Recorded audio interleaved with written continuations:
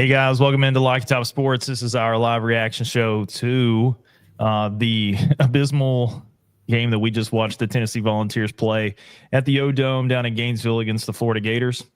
I'm Josh. I'm joined here with my co-host Naveen. Historic night for Tennessee Vols basketball, and not in a good way.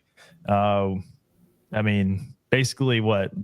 14% from the floor or lower. I think the last time I checked, it was something around the 14% mark. I think we barely eclipsed the 40-point mark tonight. Everything that you could imagine going wrong for Tennessee went wrong. We played pretty decent defense. We just couldn't buy a bucket. There was nothing that was going in. Rick Barnes was beside himself. It was an absolute buzzsaw. I mean, I don't know which was, in recent Tennessee sports fandom, which was more depressing, sitting there and watching that unfold, or being at the playoff game in Columbus a few weeks ago. Naveen, we got some folks coming in.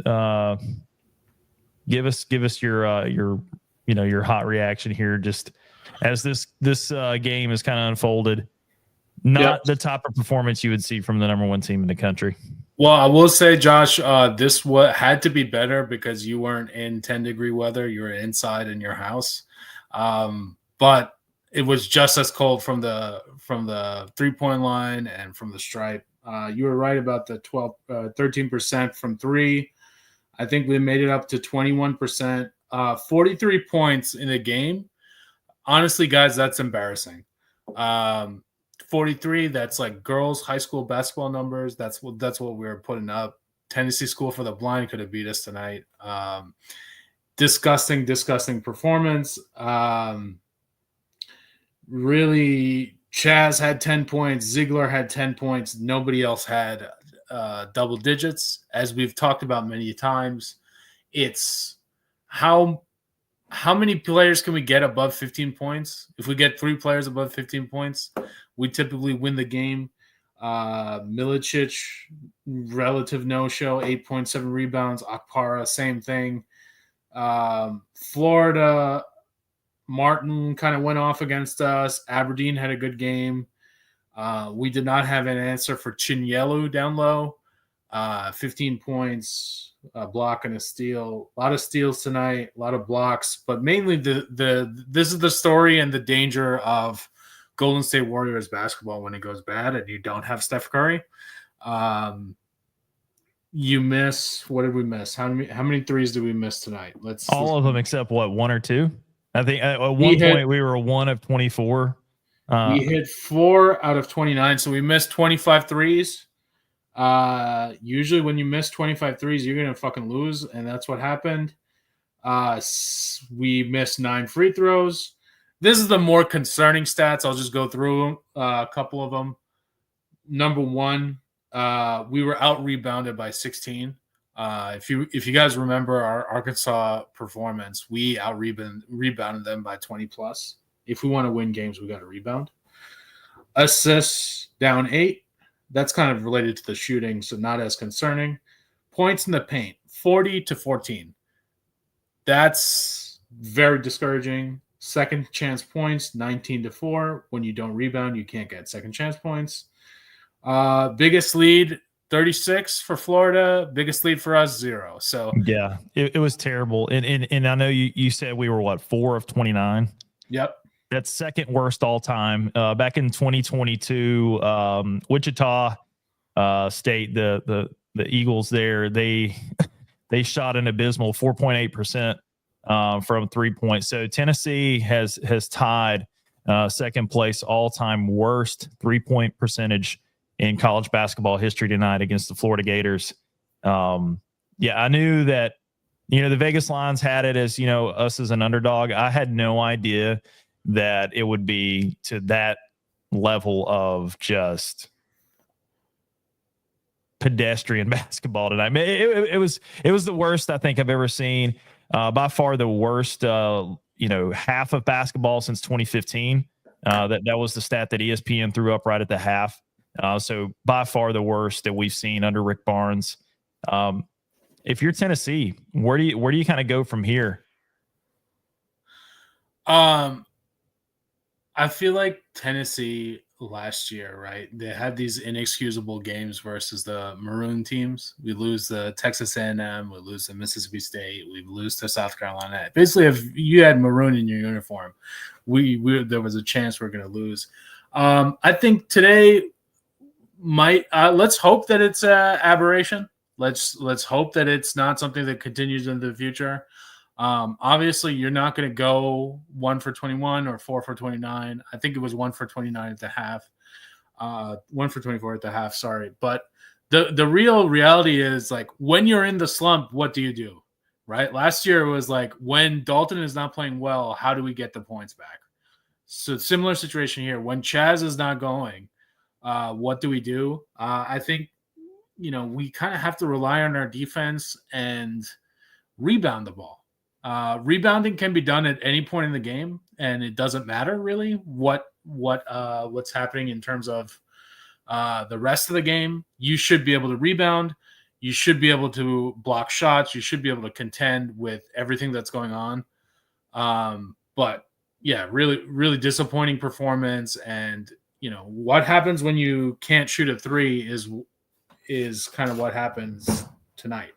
Bro, we couldn't even shoot layups.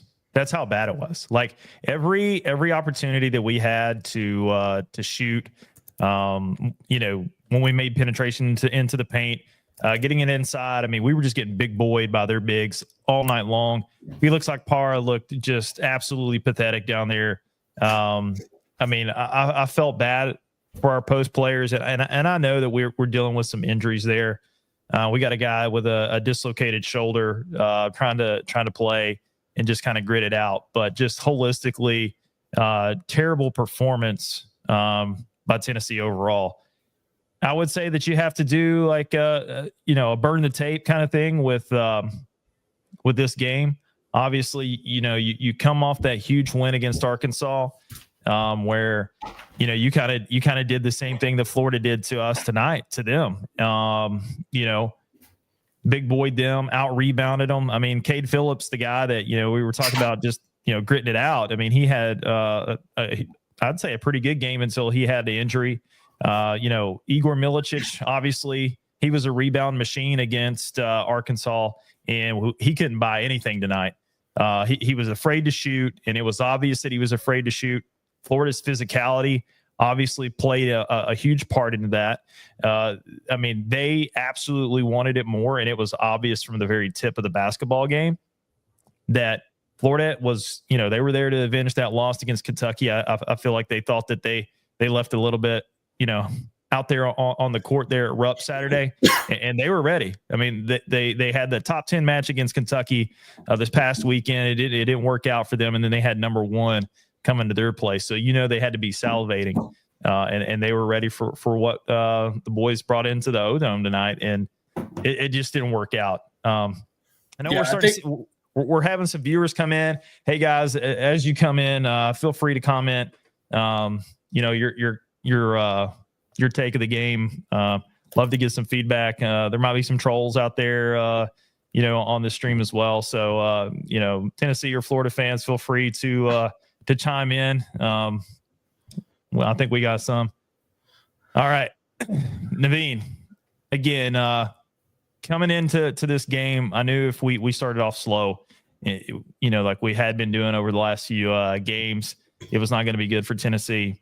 Where do you think the Vols have to kind of shift after moving forward from this game to where, one loss doesn't turn into two?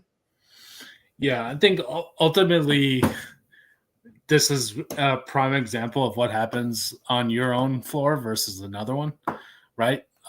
We smacked Arkansas by 20 plus, and then we got smacked by 30. We gotta realize it's a long season, and number one thing about this season in particular is that the SEC is stacked. Any day you can lose. And it's really about, it's kind of like, I'm not a golf guy, but it's got to be like golf, right? One round you shoot 110, but your handicap says you're an 80. Doesn't mean that you can show up and shoot, you're going to expect to shoot 110, every other time, but you got to get back into your mental to really to expand and to progress, right? It's a long season. We have what, T-minus 2 months till the season is over, but March is approaching. These tough teams are approaching, and the SEC is coming, right? We hinted at it last show. Yeah, I mean, absolutely. I mean, to your point, there is a lot of basketball left to be played. And I was getting heckled a lot, but there's some guys out there that I'm pretty good buddies with. Josh Joseph, you've met. Another buddy of mine that I met through Josh. His name's Joe. And he runs a Florida podcast as well. So big Gator fans. They were heckling me pretty hard, during the game, and all that's great and fine, but at the end of the day, I mean, a lot of basketball left to be played. That they were telling me Tennessee doesn't even belong in the top 25. I think that's a little bit of a hot take, and more of them just kind of poking the bear while Florida is absolutely kicking our teeth in. But from here we got to pick up the pieces. We kind of got to reevaluate. Some of our key players and their roles on the team. I think we saw some people kind of disappear tonight, but I think there's going to be a lot of film, and a lot of people aren't going to be able to hide when they go back and they watch that tape of kind of where they kind of were caught up in a situation that when the team needed them to step up, they weren't feeling that they weren't feeling their role on the team. I mean, we saw a lot of guys look pretty. I'll just tell you, they look flat out scared and intimidated tonight. And it was, what I took away from the game when you were watching it. I mean, did you see anything like that in your opinion there, Naveen? Yeah, I think this was, I saw Chaz Lanier put up some mellow numbers, 3 of 16 shooting, and not LaMelo Ball. Not the good Melo, the old one. Gainey, 1 for 11. Really disappointing performance. Chaz, disappointing. It looks like we didn't have any big men. That's one thing I'm noticing for sure, is that it didn't look good out there defensively versus what was going on. Not that Florida has all these stars, but Chinyelo 15 rebounds, Condon 12 rebounds, 12 points. It was easy down there. It was barbecue chicken, and it's not like Florida played all that well either. They shot below 30% they shot 30% from 3 and below 40 from field goal. But you can't make it this easy. Like we were saying, it's all about reversion to mean in college basketball. You're not going to shoot 15% or 20% from field all the time, but you can't do that consistently, and you can't do that versus the good teams. In a SEC that's so stacked, you need to make sure that you get some quality wins. We have one of them so far, or 2, with Baylor and Arkansas, but man, we're not performing that well other than that. Well, I mean, I would argue that at Illinois is probably the best win in college basketball so far this year. Right. I forgot about that one. So, I mean, a lot of people are taking shots at Tennessee saying we didn't have a strong schedule. But, I mean, if you look back, they've been tested. I mean, we went on the road, beat Illinois, and we saw what Illinois did to Oregon, I think just last night or the night before. I mean, they basically did the same thing that Florida did to us tonight. So there is a lot of, forensic when it comes to road teams struggling mightily in college basketball so far this year. And not for nothing, the SEC this year I think it's going to be the most competitive we've seen it in a very, very long time. I think every single road team lost this past weekend. So, I think there is something to be said about that. And I mean, you just look at the top 10 and then holistically at the top 25, there's just SEC teams stacked on top of each other throughout the top 25.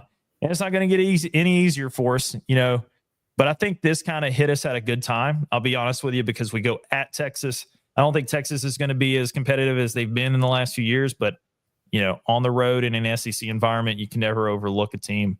So I'm not just going to chalk Texas up as a win, especially after tonight's performance.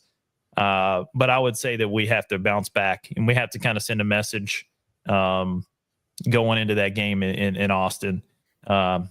What do you think, Big Texas? You think the Vols are going to rebound when they go down to Austin next week? Because I mean, you got that. Then you have you bring Georgia in. Then you have another road game at Vanderbilt just to kind of close out the January slate here. Then Mississippi, then at Auburn, and then you host Kentucky. And then when you roll into February 1st, the Gators are coming back to Thompson Bowling Arena. So I would say we have a huge stretch of games here that are going to be crucial for us, but we have to make the most out of this next 4-game stretch to kind of figure out, I think, our team identity. And I've been hearing a lot of chatter that, hey, Chaz Lanier, it's the second coming of Dalton Connect. I don't know if I'm buying that now after I'm watching tonight's game. What are your thoughts? Yeah, I think he is a little bit more affected by the surroundings that he's facing than Dalton. Dalton just seems to elevate himself at every level. You see him on the Lakers. There's not really much of a drop-off between where he was and where he is going towards, right? This seemed like a guy coming from North Florida, right? Versus Dalton didn't seem like a guy coming from Northern Colorado. And I think that's a little bit of the difference. Not really in skill, to be honest. Chaz can be just as good as Dalton Connect. I think that's possible, right? A lot of skill scoring the ball, but right now it's about mentality. It's about how do you deal with adversity? How do you deal with not playing your typical style of basketball when the threes are not flowing? What do you do, right? If you try to shoot yourself out of the slump, you need those type of players to execute that. They had no answer for that. Yeah. They had nobody else to go to. And I think, as we saw last year, I mean, at times Dalton Connect could absolutely single-handedly take over a game. Like they would just run ISO, they'd clear it out, they would get a good matchup for Dalton, or run him off those curls, off those back screens, and get him in space. And that's where he would be the most effective in scoring. Tonight we saw every time Chaz did anything as far as trying to penetrate. I will say it was a tough whistle tonight, man. There was a lot of contact. It was big boy basketball. I mean, how many embarrassing times did Chaz go into the lane? He's trying to rock it, and then he just gets absolutely destroyed. I mean, just bodied. There's a chalk line of Chaz Lanier's carcass still on their floor out there, man. I mean, it was pretty pathetic at times, especially there that early on in the first half where you saw him trying to go in for that tomahawk dunk, and it was just absolutely stonewalled by that Florida defender there in the post. I mean, and then there was another time where we had that breakaway. I mean, I think we'd cut it to about 10. If he takes it all the way in and he goes in for a layup, easy. I mean, he had the easy 2 points there. He pulls up for the 3, and then you got the trailing defender just coming in and just smacking that shit into like the 15th row of the student section there. You've got to be smarter. Like, there just never was a sense of urgency that I saw from our team when it came to looking like they wanted to compete tonight. I mean, flat out. They seem like they had somewhere else better to be or something else better to do, except take a top 10 road game in conference play serious. Yeah. I mean, I don't want Rick Barnes to turn into Josh Heupel, because we have more road tests ahead of us, right? This isn't like college football where you have like 2 big road games a year. We might have 5 or 6 or 7 of them, right? You went through a little bit of the schedule, right? Before January 25th, which is Auburn, Tennessee, at Auburn, we got to fucking sweep these 4 games, right? We got Texas, Georgia, Vandy, and Mississippi State.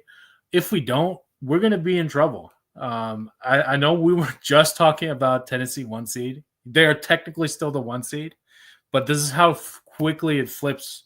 It could evaporate like that. Yeah. We could go from 1 to 20 pretty easily if we string together some losses. And we just don't want to be doing that.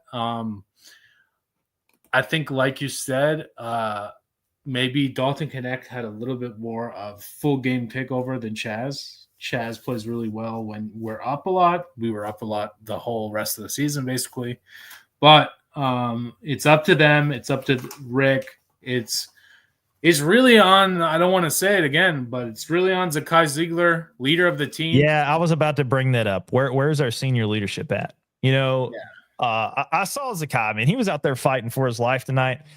But there was a lot of circus plays going on out there, dude. Like every time it looked like we were going for the rebound, they're in that mess there. You would see somebody pop out, the ball would be going between people's legs. I saw one guy, one of the Florida players, he's literally stepped on the ball and the ball went out from underneath him. I mean, it was a scrappy game. But I mean, Akpara, man, just squeeze the damn rebound, dude. Lock the ball up. I mean, there were so many missed opportunities, and it was just so disheartening. Like time after time, like we could not get a bucket. I mean, Zakai's throwing the lob up there. We're getting the cutter there. They beat their man off the screen there. Easy lob to dunk. I mean, and missing the dunks, missing the easy bunnies right there in the paint. I mean, I think Florida doubled us up in paint production tonight. If you go back and you look at the stats for 40 to 14 paint points, I mean, more than doubled us. So 40 points in the paint versus 14. That's a recipe for a thorough belt to ass come to Jesus meeting every single time. So yeah, I was concerned. Like you're gonna lose, right? It's not like basketball is a game of runs. You're gonna lose these games, especially with the how stacked the teams are in SEC. That's all well and good, but we can't bring bad habits over game. And one thing we didn't do is we didn't rebound. Another thing we didn't do is we didn't really compete, man.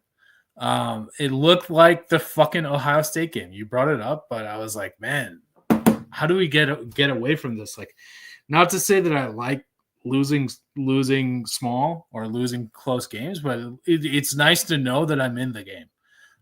Zero competitive edge, zero fire tonight. I mean, the only person with any passion there tonight was Rick Barnes. I mean, I'll give it to him. Rick was all over the refs. He was doing everything he could to try to get some type of control over how physical everything was being. And, never count me in as being an apologist for a physical basketball game. I love it when they let them play. But some of that stuff was, a little ridiculous. And now the way that we played tonight it's absolutely indefensible, right? It was terrible basketball. I mean, it was a clinic on what not to do. Okay. But I would argue that some of that, you could never get in a rhythm because, we couldn't get a whistle. We couldn't buy a call when we're taking it to the paint because as the stats point out, I mean, our 3-point shooting was absolutely abysmal. Like I pointed out, tied second worst all time in NCAA, basketball history. What do you do when you can't hit outside shots? You have to try to get into the paint and you try to make a play that way. Try to get to the free throw line. Well, there were times that when we did get a whistle, when we did make it to the free throw line, what did we fail to do? We couldn't hit free throws. Yeah. We literally could not do anything tonight. It was embarrassing.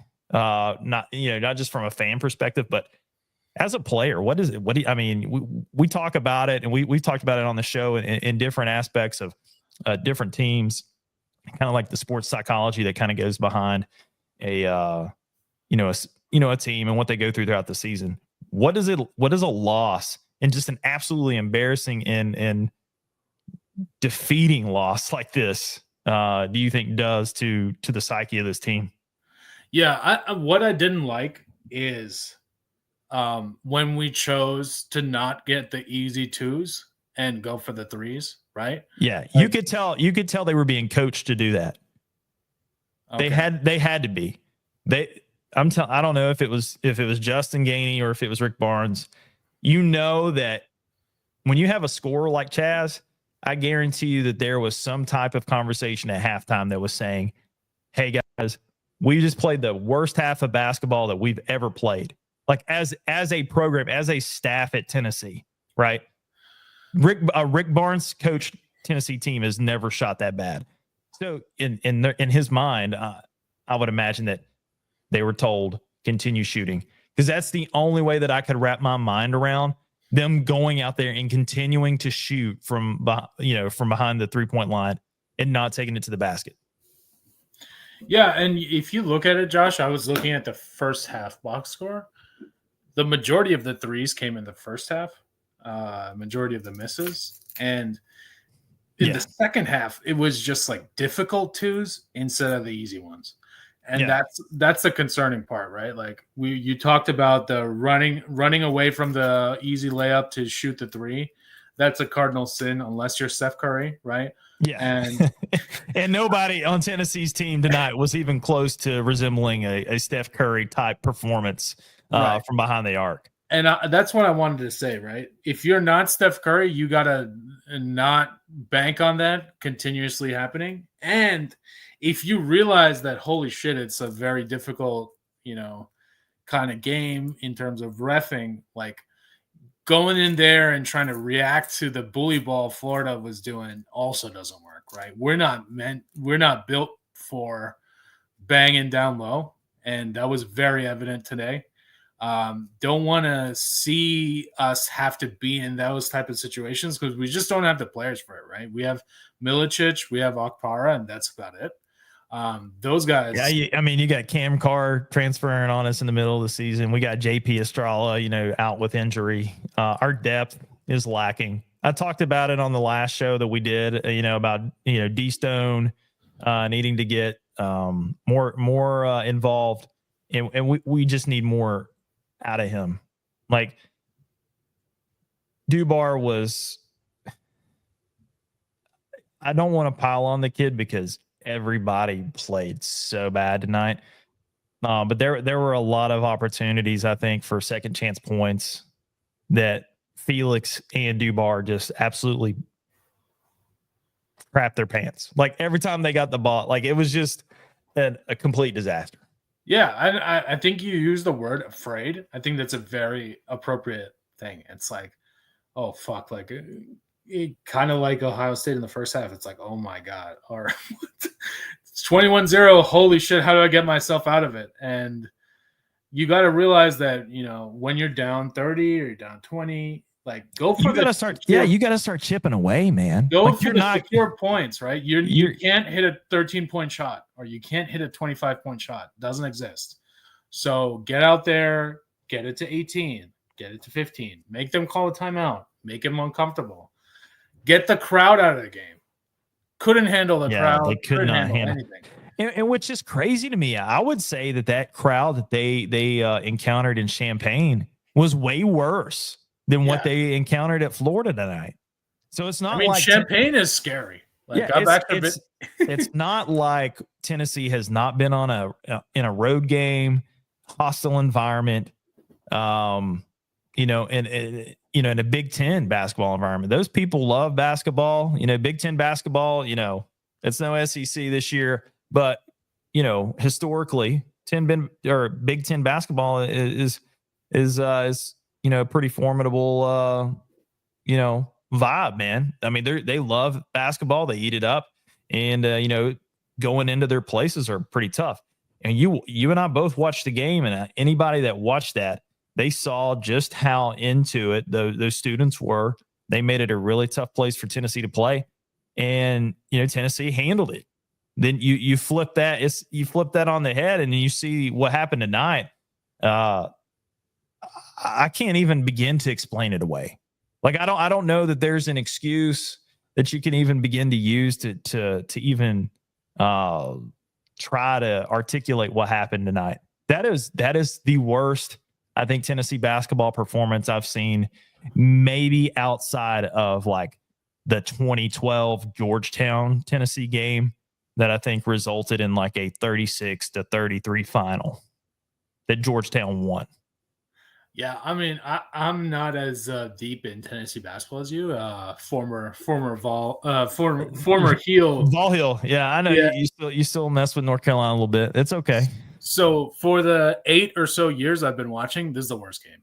Easy, like flat out easy, not even close, and also worst attitude and body language I've seen out of yeah, they quit. Players. They quit. They got absolutely punked. Like, yeah.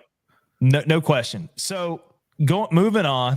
We need to move forward on to Austin. What does Tennessee need to do to kind of shake back and get back on the right track? All right, I'm gonna put it this way. Tennessee is gonna fucking smack the Longhorns. I think Rick is very good in these bounce back situations. You don't really see too many back-to-back losses out of him. But I will say that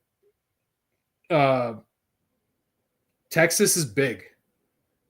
And if we're going to have, and their best player is probably their center / forward, Kaluma, I would say it's going to be tough if those guys, Milicic and Akpara, don't show up. I think we can compete very easily with them with our guard play. But if we get cooked, barbecue chicken down low, it's going to be a long night. I'm watching a little bit of the Auburn game. It's a 6-point game right now. Yeah. I think Auburn just hit a 3. It's 28-19 right now, but okay. Yeah, a little bit behind you on the ticker here, but yeah. So I mean, they're keeping it within 2 or 3 possessions right now. I think with about 5 minutes left to go in the first half. Texas rebounds well. We got to rebound well. That's number one. Number 2 is we got to play tough down low, and number 3 is we have to have a better attitude down the court. If we're down because we're shooting threes, shoot some twos. Cut the 6-point lead down to 5. Texas just hit a 3. So like do what they're. Realize it's a 40-minute game. Just get within 4 or 5 points, and you'll be there.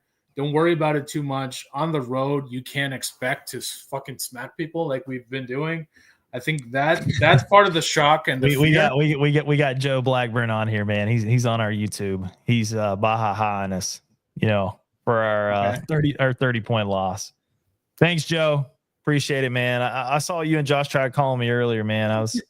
I was going through some things. I was trying to get our feed going and stuff. So sorry I missed that, but feel free to hop in the comments. It looks like you're having a good time trolling us, but if you have a serious question, I mean, by all means, hang on the rim, bro. I know you FaceTimed. I just didn't have a chance to pick up. I'm sorry I missed the call. But now you're here on my show, so have at it, man. No worries. To be honest, Joe, you deserve to clown us today. Yeah, just boom. Just keep it coming. Too. Double reverse dunk on us because that was shit. Really bad performance. I mean, I don't want to shout out Florida, but they fucking took our soul. They Ohio Stated us. So not good. Don't want to keep that going. Yeah, no, it was, again, terrible performance. To use a football phrase, you got to snap and clear, man. You just got to burn the tape and just move on. It's super, super depressing, to say the least, that, you follow up such a good performance, I would say, against Arkansas, where you kind of avenged Jonas Adu, the Benedict Arnold of the Vols squad going to play for Cal down at Arkansas. So yeah, man. And then just following that up with just an absolute diarrhea, shit the bed performance that we saw at the Ozone tonight. So, all right. Do we want to touch upon a little bit of what we have left for college football? We got 4 teams left.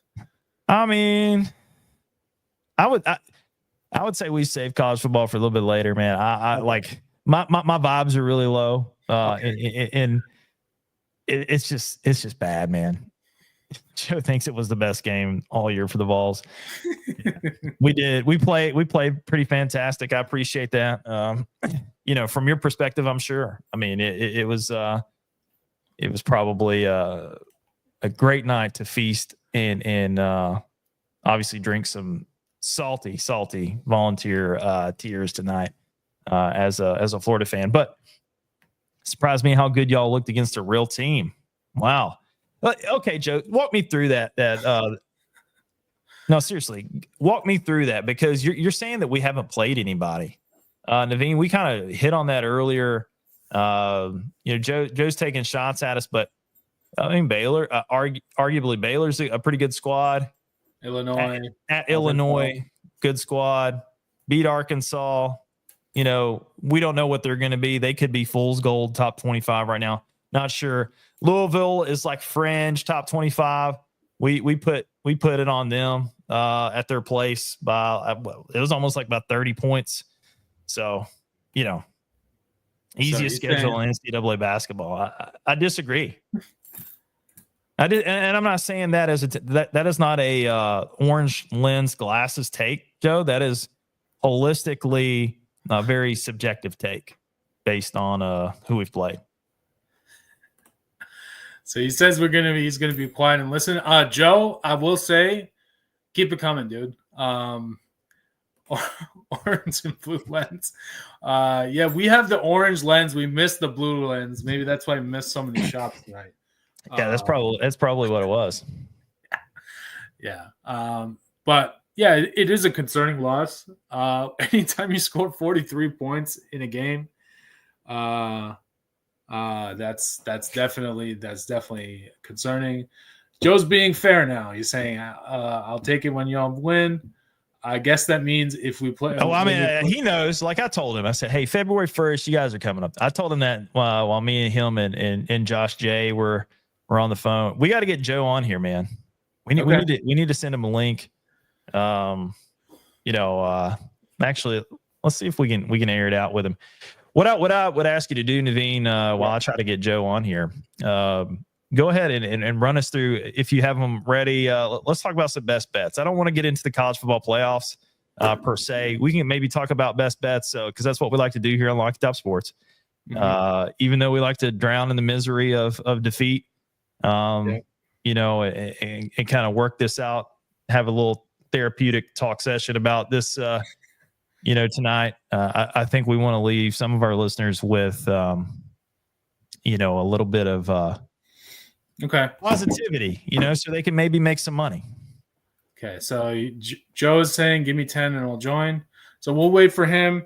Right now in 15 minutes, we got Nuggets versus Celtics.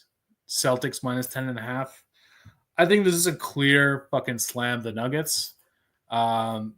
Nuggets are only team that plays Boston well and consistently wins versus Boston. So I will say Nuggets plus 10.5 looks very, very, very tempting. Jokic coming off a 46-point night. He can definitely cook down low versus Celtics. So I would say that's a good bet. Denver actually won the last matchup, but Boston is minus 10.5. So you're getting some value there. You're getting some clear opportunity to fucking smash the Nuggets. As far as best bets for college basketball, a lot of the lines are not out yet. But you want to go second half? You want to go second half on this Texas Auburn game? It's a 7-point game right now. Yeah, I mean, I think the live line is Auburn minus 10.5, and I would say that Texas plus 10.5 is. I think Pile Texas 10.5, right? Second half. Yeah, and that's the original spread, and that tells me that Vegas is kind of like scared as to what's going to happen. They're not sure who's going to cover the spread here. Again, Kaluma doing really well. Johnny Broom not really showing up. That's Auburn. Yeah, I mean they've already crowned him as Player of the Year, man. Janai Broom. Yeah. So, ESPN loves them some Janai Broom. I don't get that love affair, but I digress. Yeah, it's either Janai Broom or Cooper Flag. You're going to hear about them every day. Yeah, Flag. Ain't that the Duke guy? Yeah. Yeah. I mean, and not for nothing, Duke was absolutely taking care of Pittsburgh tonight. Yeah. So it's definitely a very interesting matchup. I will say that it's tough, man. Auburn is not doing that hot. That's supposedly the second best team. Texas is tough at home. That's a brand new stadium, by the way, Austin, Moody Center. I will say it's not as cool as the Drum. It's the old stadium in Texas. Friend of the podcast, Frank, and I actually went to the last game at the Drum before it was imploded. Texas versus Baylor. Baylor smoked us. Kind of smoked us. Yeah, there you are. You're trying to act like you're a Texas fan again, man. I don't get it. I mean, after tonight, like there might be a case to be made to maybe pick another team. Like that was embarrassing. Like, yeah. I mean, I'm all the way through, man. Like I'll never switch up. You can't go anywhere. I'm just saying. I'm just saying. No, you're not. You can't be. But what I'm saying is, dude, that was rough. And again, I don't know. I don't know how Tennessee fans are taking it, man. The last 3 weeks, last 4 weeks, man, it has been brutal. Yeah. You know, you went with the transfer portal stuff that was going on with the football team. I think we've kind of got that all flushed out. Then you have all this stuff tonight, coupled with, I don't know. It's just tough, man. I'll be honest with you. It's been a tough few weeks to kind of get through. Especially, I mean, just holistically as a Tennessee sports fan, man. Like the Titans, you know, we obviously we locked up the number 1 overall pick. Thank you. Shout out Joe Milton, former VFL. You know, he was balling, man. He was. I mean, it was against second or third string teams, but hey, man, Gerard Mayo, another VFL. He had to bite the bullet for the number 1 pick for the Titans. So. You know, some talk about Tim Banks maybe going to Clemson to coach with Dabo. Let's talk about that a little bit. Let's switch gears until Joe's ready to come on here and pontificate about the Gators a little bit. Because I like giving people their flowers. You know, we're gonna let Joe come on. He's a pro. He's got his own show, man. He's been in the game for a little bit, so we'll get him to come on and let him hang on the rim a little bit on us. But let's talk about that a little bit. The potential for our defensive coordinator, Tim Banks, to leave and go to Clemson. Is that a lateral move, or do you think that there's any good that can come from Tim Banks leaving? So first I'll talk about it from his perspective. I think it is, you can argue it is a lateral move / slightly easier way for him to make his case as a playoff contender. I think it's easier to win the ACC than it is to win the SEC. So if you want the chance to play in the 12-team playoff, might be easier road if you become the D coordinator there. I will say this season he performed extremely well, except for this Ohio State game. One blip on the radar there. But outside of that, very, very stout defense, a lot of national attention, I'm sure, coming to his way, maybe as a defensive coordinator, maybe as a head coach. I think that it's just going to be very, very tough in the SEC for a long time. This is where the money is. SEC, Big Ten, top 2 conferences right now. So it is going to be very, very tough. So it looks like we got Joe. I'll add him, Josh. All right, bring him on, man. Check mic 1 2. Joe, we hear you, man. Go ahead. Hey, I think I said everything I needed to say in the actual comments, so I'll spare your viewers and listeners the. No, man. Hey, give it to air it out. Air it out, bro. This is what I want to say though. I have enjoyed watching Tennessee fall back into mediocrity over the last 2 weeks. Do you feel like Cheers to the do you think the Tennessee fan base has just been served an extremely big dose of humble pie?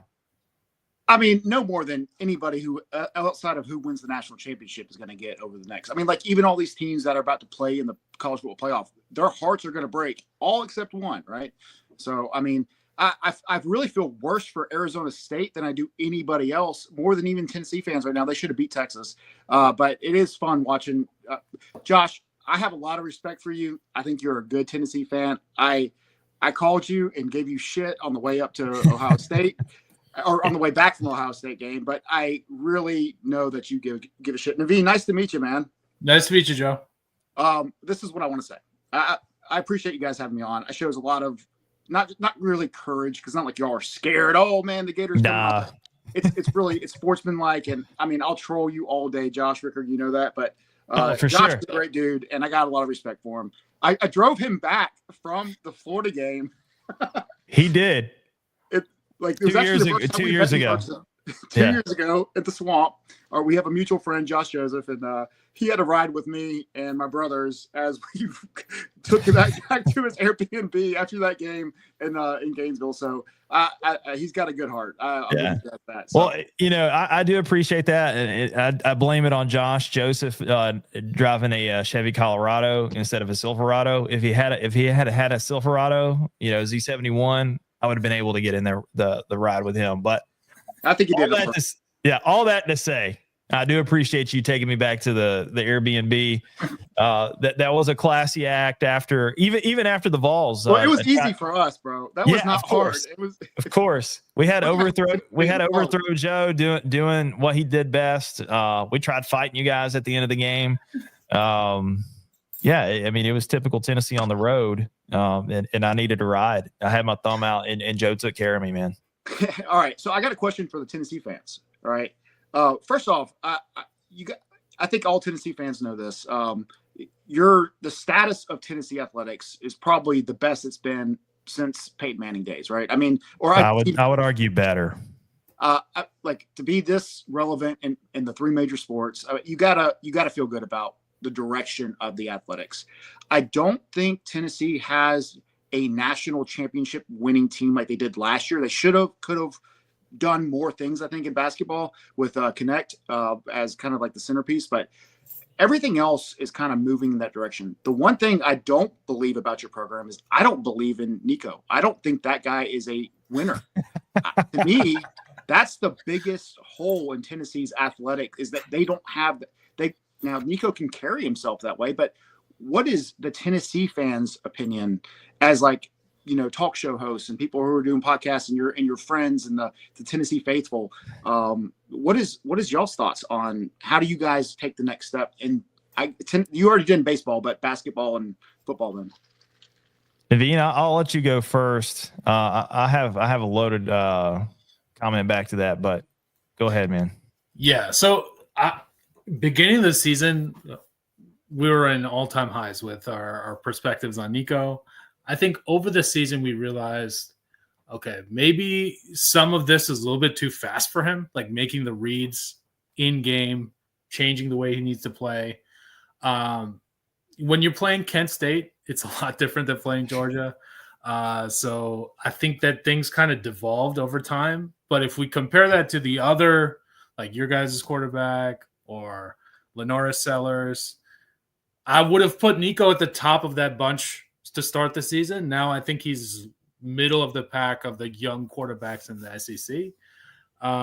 So I think Nico's stock is on the way down for right now, as of right now, but that's not to say that, you know, it can't go back up. We didn't have a wide receiver, really. There you go. So you're about to point out my take here. That was the main thing that I realized is like, we don't have a stud weapon for him to throw the ball. We had Dylan Sampson, but he's not in the fucking lining out wide. So I think that was a major concern. I'd like to see them get like a 4 or 5 star and see how Nico plays then. But that's really it. But like DJ Lagway or Lenora Sellers, I don't think that Nico looked as good as them at the end of the season. That would be my take. Yeah, and for me, you know, kind of piggyback on that, like we didn't have any explosive players on the skills positions out wide. Dylan Sampson obviously going to the NFL, broke SEC records this year for touchdowns and yards in a single season. All-American, but offensive line, got to rehaul that. The fact that we still have Glenn Ellerby as our offensive line coach, that's going to be a detriment to Nico's development. It just is. And Josh Heupel's got too much scar tissue from his time at Oklahoma and getting fired by Bob Stoops as a scapegoat to fire any assistant coach. I'm just being real. So as long as we have Glenn Ellerby, Nico will probably not have the type of production that we would want from a kid that we're paying $8 million in NIL money to. And until we get that fixed and get some better receivers, I mean, we're looking at the transfer portal now. We've not done a lot of good haymaking, in the transfer portal with some of the positions of need. Now we just had Squirrel White. He transferred out to Florida State, so you guys will still get to play him next year. So, shout out to Squirrel. But we've had Caleb Webb leave, Chaz Nimrod leave, and that kind of affected some of our depth when we were even playing Ohio State, because we had Squirrel go down, we had Brew go down. Dylan Sampson played 2 snaps in that game. So not to make excuses for Tennessee, but I would like to kind of take it back. Nico's a fucking dog. That guy had his helmet cracked twice in that game against Ohio State, and he could have tucked his tail between his legs and went over there and laid down with the rest of them. He didn't. He stayed out there, took the punishment, took the medicine, and I think that Tennessee is very disingenuous if they think that Nico should just be able to go out there and throw it to a couple 2- and 3-star wide receivers and have the stats that you would think that an $8 million quarterback should produce without having any help. Dude, I don't disagree with anything you guys said, especially what was crazy to me is that it's kind of like a Lane Kiffin offense. Like, why wouldn't a receiver want to go play there? Like, what is Tennessee missing in the recruiting? Because you don't have to have a great offensive line if you get the ball out fast. You got to have a serviceable offensive line. Yeah. I think Tennessee has moved fast, get the ball out fast, and the Hendon Hooker days were, I mean. We did with him. Yeah. And that's where we went in reverse. I think Joe Milton, he reminds me a lot of Jalen Hurts in some ways. Just he may be a great NFL quarterback. He's got the arm for it. There's no doubt. I don't think he's dumb. I think the guy's, a decent quarterback. I just don't think he fit into the Heupel. Nico looks like the perfect specimen to run that offense, right? I don't think that you can blame it on the receivers, man. I think you've got to make some decisions better, and I think you've got to make them faster. That doesn't mean he won't progress, but I look at DJ Lagway as a freshman, and I'm not here to toot the Gators horn here. Look, I'm a troll. No, never that. I'm a troll, and I'm not really a realistic troll. I live in the clouds a lot of times. Yes. With those orange and blue glasses, those lenses. But at the same time, I'm not an idiot either. I mean, I feel like the Gators' offensive line made DJ look better at times than he probably was as a true freshman. And that's coming a long way from last year when the offensive line was probably the worst in the SEC. Now, but what I will say about DJ is he gets the ball out fast and he doesn't second guess himself. And I feel like that's what Nico, he doesn't know what to do. Yeah. Like, yes. That's my thing. When I look at him, and this is not a troll, from the outside perspective, who initially was kind of scared of Nico, when the Gators, in my opinion, lost the game against Tennessee. We did not get beat by Tennessee. Yes, you beat us in the score, but we fumbled on the 1-yard line. We turned the ball over or did score 2 times in the red zone. That game could have gone to the Gators. And honestly, had Mertz got hurt the game before and DJ was in the whole game, it may have been a different game, right? Nevertheless, I don't want to. Could have been, yeah. I digress. Nico, to me, does not make quick decisions, and that is the Joe Milton concept to me. Like, that's what Joe Milton's problem. That's why y'all lost the game against Florida. You could not get the ball to who needed it. And you don't have to have 5-star receivers to throw the ball 7 yards, in my opinion. So I hear that. I would argue back, though. He can't make good decisions because the plays take too long to develop. And we have very, very bad play calling from our offensive coordinator, Joey Halsley. If you go back and you look comparison to Joey Halsley to what we had with the guy that's down there making good plays, Alex Golish at USF right now. I mean, yeah, I do like Golish. You look at Golish, and I mean, he produced a Blitnikoff winner. Yeah, a Blitnikoff winner, and Jalen Hyde. I mean, you looked at all that eye candy that we had, motions, before pre-snap. I mean, they got the defense leaning one way, and then we went the other way, and we continue to go fast. We got our skill position players in space, and we were able to use that leverage and make explosive plays. We've not had those type of explosive plays over the last 2 years offensively. And, I hung on the rim on Joe Milton all year last year. I thought he was Bazooka absolutely Joe. Yeah, I hated Joe Milton. And I have to go back and apologize to Joe, because when I look back at it, it's just, again, it's more of the same. You can change the quarterback. It's the bad play calling, I think, on offense. And I really think that Josh Heupel needs to go back and really discern over the offseason about, okay, do I need to call some mentors or something and figure out, my new identity on offense? Get a new offensive coordinator. I would argue go back to his roots and be the play caller. That's what I would think, right? I agree. Need UCF Josh back. Yeah. Well, Scott Frost is taking all the assistants of UCF back too. So, I mean, I just feel like Josh is bringing in a bunch of dudes from Oklahoma.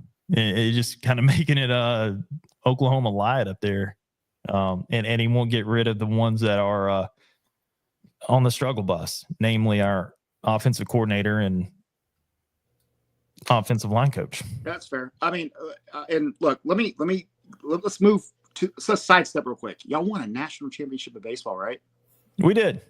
So, we're still celebrating that. First one since one of the women's basketball teams, I think, right? Yeah, Pat Summitt's 8th national title. Rest in peace, Pat Summitt. Nothing but respect. I was a Tennessee women's basketball fan back in the SportsCenter days when people actually watched SportsCenter, right? And so we could all, this is even before the SEC love, and I still hated Tennessee back then, but they were so good. And Pat Summitt was so cool. Big crush on Candace Parker, man. Not gonna lie. Hey, fair enough, dude. I respect that. I didn't know the players like that, so I never developed that I guess that connection that you felt, Josh. But I respect the statement. Now I bring that up to say, let's go back to my first statement. It's still a good time to be a Tennessee fan, because I never remember Tennessee being this important in any of the sports for a very long time, right? So I do want to give the athletic department as a whole, I mean, as far as the big three, right? Baseball, basketball, football. To me, y'all should be happy and take what you get, because we are. I mean, we had an Elite Eight. We won the league in basketball last year. Y'all could have won the national championship last year in basketball. Yeah. I mean, we just, ran into Foul Ming. I mean, that'll happen. It will. I mean, it is what it is. And look at him now in the NBA. Yeah. All right. So let me ask you, have y'all peaked? I mean, and the real question here, because I feel like the Gators kind of had a mini Tennessee ball era the last 8-10 years, really since post Tebow, but really bad, or minus the Kyle Trask 1 year in 2020 when we were really good. I feel like the Gators kind of went through that Tennessee ball period where we just sucked for a while, and now the Gators are trending in all sports, right? We've always been good at baseball, but the Gators have Todd Golden. Looks like he's innocent of. It's like he cleared his charges. Tip of my cap to whatever lawyer handled that. All right, but that was looking like some murky waters for you, boy, for a little bit. My dad, who's a huge basketball fan, was like, "Get rid of him. I don't care how good he is. Get rid of him. You cannot overcome this." And now he's obviously changed his tune, especially after knocking off maybe the worst number one basketball team on the planet. All right. Joking. But hey, no, I mean we deserve that one tonight. Yeah, we'll take that one. My question is, did Tennessee peak over the last 3 years, or what is the hope? What do y'all see? Like, convince me. I think we're still ascending, man. I really do. It goes no further than you look at where we were in 2020, man. And we were a shipwreck in the Atlantic, just looking for survivors, man. There was nobody around, to help us. Jeremy Pruitt, the bag man, was giving out the McDouble doubles, with a little bit of extra in the bag. Yeah, some McTriples for sure. And still losing to Georgia State and BYU at home. And it's one of those things where, you know, we had the investigation from the NCAA, and there's a little, you know, piece of that that's still playing out. We're still, I don't know if you know this, we're still on a scholarship restriction from that. So what, dude? NIL doesn't matter anymore. No, but it does matter in the sense of how many people you can have on the roster, right? You know how many scholarships you still got you get to field 85. Sure, I hear you, but it's now in 2020 it mattered a lot more. There are things that have to shake out through that. So y'all overcame it when it was difficult to overcome. Yeah, but we're still not out of it. So our scholarships are still limited. Continue. Yeah, our scholarships are still limited. So, you know, we're still getting through that. So our 85 roster is down to like 80, 82.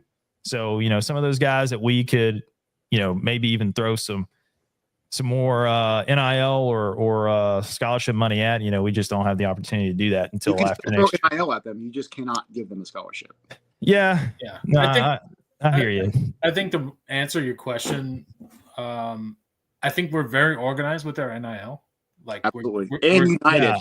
Our collective is really good. I think that's the difference between being hot now versus, you know, having the peak earlier. Is now we have the NIL to throw around, right? And now I think we just got approved for like $22 million NIL this year. Yeah. That puts you in literally the Ohio State, Oregon territory. Well, and that's what I was about to say. So our NIL, and there's no way you can prove any of this because it's not disclosed by any collective in Division I athletics right now. I don't know if it's, you know, trying to keep the feds off their ass, or I don't know why they don't release this stuff, but you know, there's rumors out there that Ohio State's collective is around 21 million for their football team. And then, you know, and then Tennessee's right around 11. And it played out. And you saw that in that football game. When you look at somebody like Jeremiah Smith, and we want to talk about, well, you know, if you get the ball out quick enough and all that stuff, no. They just got flat out fucking dudes compared to what we had. And when you have a $21 million roster against an $11 million roster in the playoffs, it's going to show up.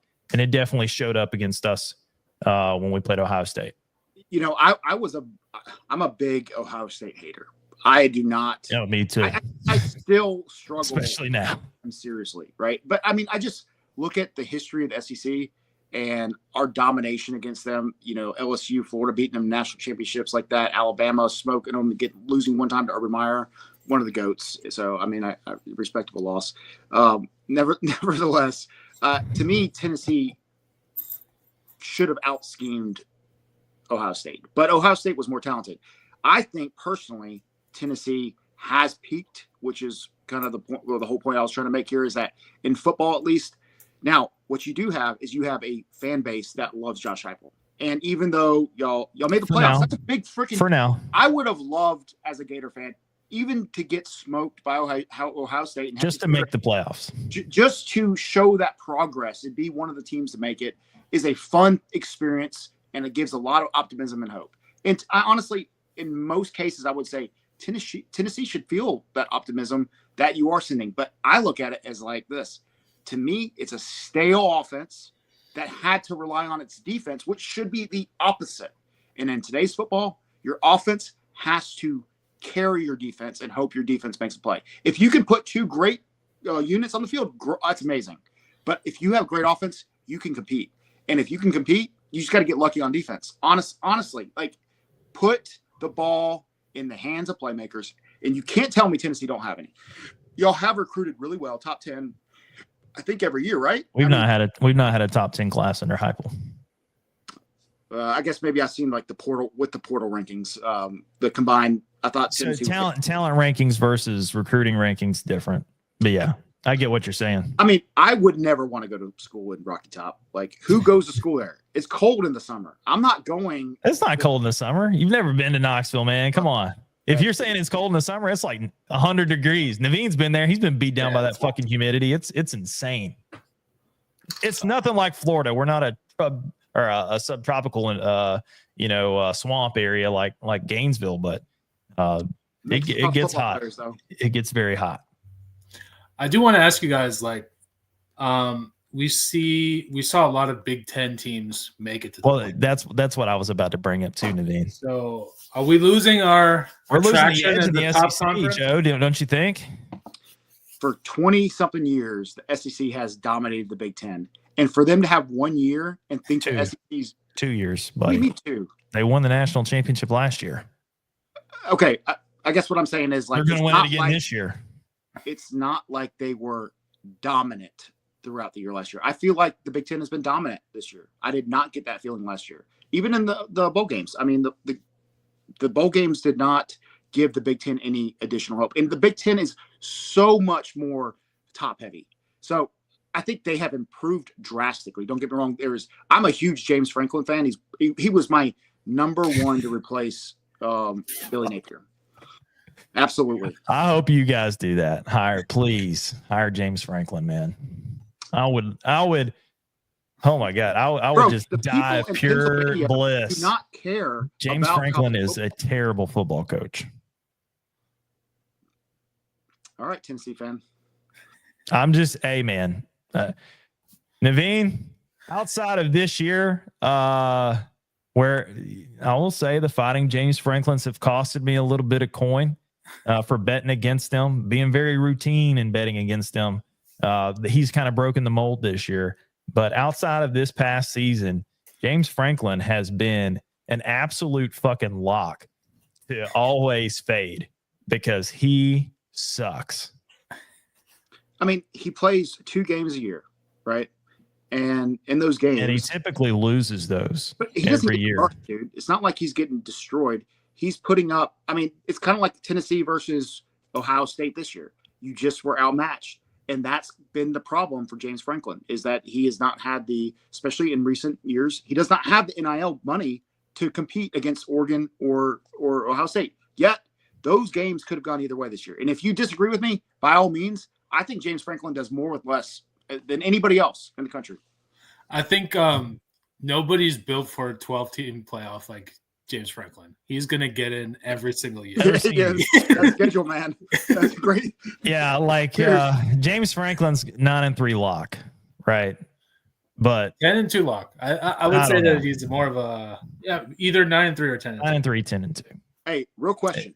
I got a real question for y'all. A little off topic. Okay. It's on topic, but it's a little bit of a sidestep. I hate Nick Saban. I live in the state of Alabama. All right. I live around these Neanderthals. And when I say I hate Alabama, it probably because the Gators and the Roll Tide don't really have a traditional rivalry outside of playing an SEC championship game. But I'm going to be honest. I miss Nick Saban a little bit. I think that he brought a lot of stability, and there was a tremendous amount of I guess you could say, just structure within the SEC while he was here. Y'all got to beat him, right? So, I mean, you don't have to hate him as much now that you beat him. I look at to kind of what you guys were just saying about, the Big Ten. I think not having Nick Saban was a huge adjustment for everybody. Nobody had it easier than Lane Kiffin to get to the playoffs, and the dude shit the bed. And, I was all excited about him being the next coach at Florida. And then I watched the way that he ended the season, and I'm like, this dude. Joe, I tried to tell you. I tried to tell you about Lane. Come on now. You did, but he beat the hell out of John Heupel with the mustard game. That's debatable. You go back and watch the film. The reason we threw mustard on the game or on the field during that game is because the Zebras, they costed us that spot on that first down. We just had enough. I love the fact that was Tennessee's fan base saying, hey, we've had enough of this shit. You guys have been hosing us for the last 15 years. And I think that was really the awakening of this run that Tennessee's been on. When that fucking French mustard bottle, shout out to my flag back here, when that French mustard bottle hit the turf at Neyland, like Tennessee, like it was like a stock market, just, through the roof to the moon, like Dogecoin a couple years ago, man. It was wild. I didn't get to participate in this conversation when it happened, so I'm getting to participate in it now. That was the most epic, as a true troll myself, throwing a mustard bottle onto the field. Like, where does the mustard bottle come from? Did they steal it? How do you know you're going to bring that to the game? No, they didn't bring it to the game. So if you go, I mean, you've been to Neyland. So when you leave and you get your smoky dog or whatever, and you come out in that little foyer area to go back down to the tunnel to go to your seats, there's the condiment dispenser right there, and they had the little mustard bottles just sitting out there. You could put the mustard on your smoky dog. Well, some Maynardville redneck maniac fucking launched that shit from section, D onto the, to the field. I mean, awesome. It was, and the fact that the fact that they found a Titleist Pro V1 yellow, glow in the dark, and pelted lane with that shit. I mean, that was great. Also epic. Where does the golf ball come from? Like, so I know they're not serving golf balls on the condiment. So funny story. So the beginning of the football season, they brought the football team in, and Top Golf was doing like a mobile experience. Like they would come set it up for the football teams around the country. I want to hear the real story. I'm just telling you. Cool up. I wish I could make something cool up, but it's the truth. They grabbed one of those balls, I guess, that were just hanging out in the stadium, and they launched it at St. Lane. Look, awesome. I don't want to know the real story. I really don't. I want to use my imagination and just think I think the coolest part of it is that somebody had the nuts pocket for the game and thought it was awesome. Sure. Throw it at him. But I still think that somebody had the nuts to launch it at him was still pretty funny. Absolutely. Naveen, I got some questions for you because we don't know each other like that, right? Yeah. So I just want to put you on the hot seat real quick and ask you a few questions. Who is, in your heart of hearts, who do you love beating the most in the SEC? In basketball or football? Let's just say in general. Like if you got a rival, who do you want to beat the most? I think for me, I'm more of a basketball guy than a football guy. So I would say I love beating Kentucky. Okay. And then football wise, beating Bama's great. I will say that I'm always afraid to play you guys in football. Oh no! You can Joe. It's funny. It's kind of serendipitous that you come on here tonight. But before this season, Joe, Naveen had threatened that on one of our older shows, he had threatened that he would burn literally every piece of Tennessee gear that he had and would cease and desist his fanhood if we lost to Florida this year. And it was damn close. It was razor's edge. It was razor thin. I mean, his fanhood for the Vols. I mean, Locky Top Sports was at an existential crisis of almost just collapsing. October 12th was D-Day for us, but I will say, yeah. Hey, congratulations on persevering and making it. We got him for one more year, bud. One more year. I don't know if you're going to say that this year, though. I mean, yeah, it'll be in the swamp. Well, that was a 10-year contract. We got one win, so we got him for 10 more years. I think that's what we had negotiated. So he's on the train for another 10. When did we go, Josh, with Kyle Pitts? Was that 2021? Kyle Pitts, yeah. 2020. Yeah, it was when no, it was 2019. 2019. Yeah, it was prior COVID. It was when Kyle Trash was still there. I went to the swamp once, lost 34-0. Yeah. We didn't know how to call the OC on the rotary phone. It was just, you remember that meme that was going around? Tennessee quarterbacks couldn't get on the rotary phone on the sideline and call it to the booth. That was you? Yeah, that was us. Yeah, that was us. That's hilarious. For real, or y'all just? Yeah, no. It was for real. I mean, we actually, that's when Josh Joseph was still in grad school. Interesting. Yeah, we all went down there to visit Josh, and I've told you I've been to the swamp a lot. Yeah. Searching for that win, trying to pull it out. I was at the Heave to Cleave. I was at the 2015. It's been a domino effect of disappointment every time I go down to Florida. So, good. Every year, just music to my ears, man. I like to remind all Tennessee fans, y'all have had a better run, but we're still 102 against you. Nah, man. I don't know if you remember Florida football before the 90s. I was born in 1985, sir. How old are you, Josh? Well, I was born in 1988, so you got me by 3 years. Yeah, I remember it as good as you remember it. Okay, so I'm just saying, Florida before the 1990s, they were owned by Tennessee. So It took, I think, until like 2005 or 6 before you guys even the all-time record with Tennessee. What is it now, though? So I we think you even guys, did in 2005. That's like a horrible yeah, I time.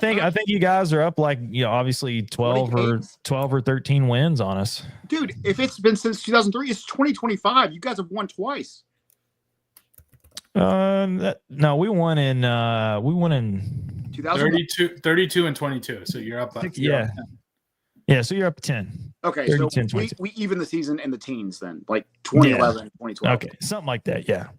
Well, let me tell you, a game you should not have won was the September 11th, 2001 game where we had to reschedule it, and Ernest Graham was hurt, and it cost Rex Grossman a national title or a Heisman, and us a chance to win the national title. Hey, bro, don't fucking blame me. Blame Bin Laden. I mean, that's fair, but like, okay, cheers. I mean, I'm pissed. I can't help it, you guys. I can't help it. You couldn't stop our running game. I mean, Travis Stevens still running everywhere against you guys down there right now. What do you have? Yards. The ghost of Travis Stevens is still rushing for 300 yards against the Gators in 01. Dude, you've won 2 games since then. Hey, man. Rohan Davy's mama put a curse on us like the next game, so that's why we've been ass. I don't think that's been the case. I think you guys have just been really bad. Do you know Rohan Davy? Of course, quarterback LSU. Yeah, third string quarterback, SEC championship game. Yep. We got beat by Matt Mock because we put Rohan Davy out. And his mama put a curse on us. Some voodoo. Yeah. Dude, I know some SEC trivia now. All right. So I'm going to let you guys get back to closing out your podcast, but I appreciate you guys having me on. I want to leave y'all with this statement here. I look forward to hopefully Billy Napier getting this Gator team up and going in football.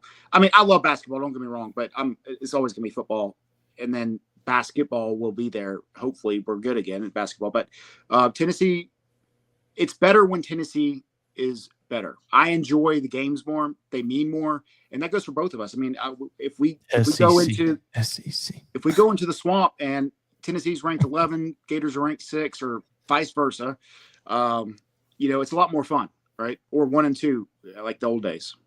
Yeah. Yeah. Back in the SEC East, it was mega clash of the Titans of college football back then. But I'll be the first one to say too that losing makes the rivalry fun. It does. Now, I know you're trying to hop off, and we've been going over for an hour now, but you notice the scheduling this year. We've switched up this game to the second to last. So we're playing you guys in the swamp in November. How do you feel about that? The heat's not going to be a factor anymore, so it's going to be different. But I still don't think the I was about to say a slur. You about to say the slur? We don't do that here. We don't want to get shadow banned on YouTube. All right. I actually wouldn't have said it. I just threw that out there because I stumbled over my words. We did it too. It's okay. We've had to recover from the shadow ban. Been there too. I understand. Yeah. I do not shy away from. We love you, YouTube. Yeah. Nevertheless, I still think it's very difficult for the Volunteers to win in the swamp. And I'll reference the record the last 20 years, 100 years. Yeah. Right. Yeah. But look, hey guys, I think it's really cool. Naveen, tip my hat to you, bro. I think that it's awesome when we beat you guys by 30, but it would have been cool if we beat you by 1 too. Right. So, anyways, I know that y'all have a big uphill battle because that team was not very good tonight. So I don't see y'all. Y'all might even not. No, we will. We have a good stretch here coming back on the back end. You missed probably the first of this conversation. Not be in the top 25 again. That's not true. We won't fall out. We will not fall out of the top 10. We had our backups in for the last 25 minutes of the game. That's fine. I mean, Tennessee had a lot. I've never seen a team shoot so bad. Tennessee had a lot of bench players in too. We did. We really did. After it got out of hand, I mean, like at the 8-minute mark. Do you know what this means? Bull Gator. Do you know how do you get this shirt? Sir, do you know how you get this shirt? I don't know how you get that shirt. You donate a lot of money or you buy it off eBay, sir. I got to go. All right, Joe. Thanks for coming on, man. It's great to have you. Yeah, man. We'll get you back. Naveen, Cheers. Josh, Cheers, go to man. hell. All right, man. Later, GBO, y'all. baby. Later. Yeah. So, man, we had a guest appearance from the infamous Joe Blackburn, known Gator. I mean, we had to let the guy come on do a victory lap. I know that we really detest everything about Florida and opposing SEC fans on this show. I hope our viewers got a little bit of a glimpse of what a mega troll like myself goes through. I am inundated with a bunch of SEC fans in my personal life that aren't Tennessee fans, unfortunately. Just in the nature of my career over the last decade and a half plus, I get to meet a lot of people from all over the world. So with that comes that territory. And but hey, man, I value the fact that I have one of the greatest co-hosts in the world from New Jersey, who's a big time Tennessee convert. And what were your key takeaways from having a little friendly barb there with an opposing SEC fan that we just lost to by 30 points? I think it was great. It's great to have Joe on. And I think it's a testament to our show. We will have you on if you want to be on. If you're not of all, if you are of all, we will have you on. Easy to get in touch with us. Just hop in the just hop in the DMs, man. Just hop in the hop DMs. in. We will have you on, and we will give you your flowers and your opportunity to shine. If you smoke us by 30, you can talk shit all you want. Joe is there. He toned it down. He did. He definitely. I could go back and show you the text thread between me, him, and another buddy of mine, Josh. Good name. Bad picking sports teams, but it was brutal. Yeah, maybe he's just being nice. He was. So Joe, go subscribe, man. Lucky Top Sports, at Lucky Top Sports on all platforms. Joe, do not share that text there. Yeah, no. What happens in the thread stays in the thread, man. No worries. We all have families. But yeah, Joe, thanks for commenting. Thanks for keeping engaged, and also a lot of different SEC talk. We talked a bunch about the rivalries that we're facing with Florida and other teams. Talked about NIL. I think it was a good show. Cheers, Joe. It's good to get another fan's perspective on the sports kingdom right now. Yeah. Well, it's going to be a long basketball season. As we can see, SEC play, it's heating up. It didn't go our way, obviously, tonight. Texas is being bent over the barrel and shown all 50 states tonight by Auburn. That was probably to be suspected. 30 points was exhausting. It was, and I'm kind of exhausted too. It's a late night. I got to wake up and do my day job and day responsibilities. So with that, I just want to thank everybody for tuning in tonight. We throwed out some best bets. I don't know if that second half cover is going to happen for you with that Auburn Texas matchup. Sorry about that. But those other NBA scores or lines that Naveen thrown out there, I would say definitely go and look that up. We're gonna obviously post our weekly show on Thursday. So more reaction shows to come. We'll actually recap a couple things, sports writ large on the podcast. And again, I appreciate Joe for stopping in. I appreciate Naveen being here tonight. As always, we love you. We love the Vols, even though they laid up a huge stinker tonight. Be better next time, guys. We got to take care of Texas. Naveen, go ahead and close us out. And we'll see you next time.